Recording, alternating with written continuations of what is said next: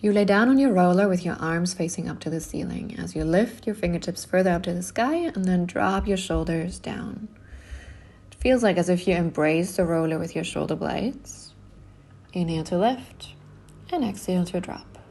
We take the hands onto the shoulder joints and you start circling your arms in your shoulder joint around so that your elbows are defining that circle. Checking in if you get any feedback in your shoulders. Any cracking, any tension you might want to release, and to then take it into the other direction. Letting the breath flow.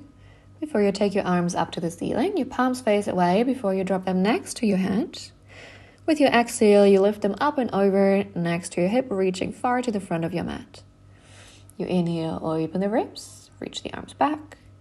And with your exhale, you reach your arms up and over to the front. Feel the back of your ribs pressing into the roller. Take your feet a little bit closer in.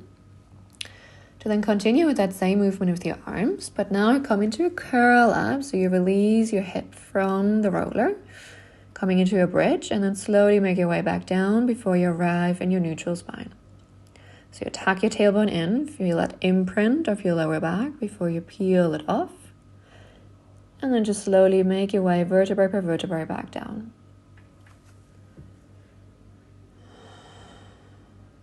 Nice.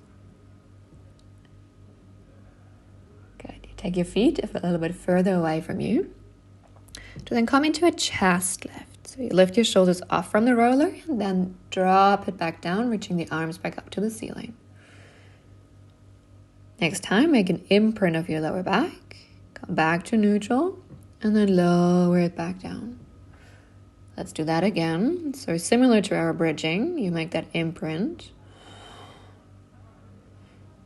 And then curl yourself completely up into a straight seated position, reaching arms up to drop your hands chin to chest, curl it vertebrae by vertebrae back down onto the roller, taking your time to find that balance.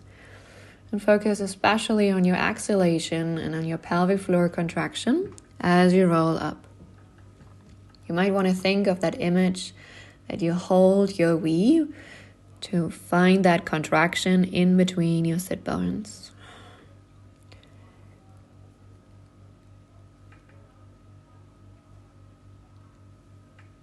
Good.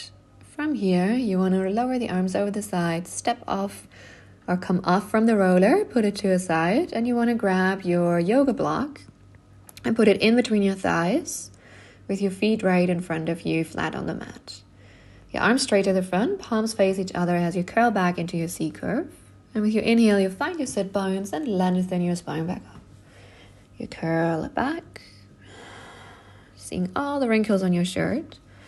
And then you inhale, lengthen, finding the crown on top of your head. Good. From here, you stay there. You lift your feet up into a floated sit.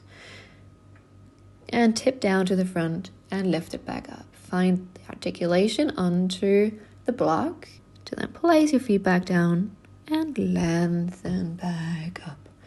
Nice. You want to take the block into your hands. Give a little bit of pressure onto it before you go back to that C curve. You come into a twist as you dive down to the left, dive over to the right, come back to center and lengthen yourself back up. We do that again and focus on, before you go into your twist, that you keep your spine, your hip in center, same as your knees, in that same distance as if you would still squeeze that block in between your thighs to lengthen back up. Let's do that one more time. Think of your pelvic floor contraction again. Dip side to side, come to center and lengthen yourself back up. Well done.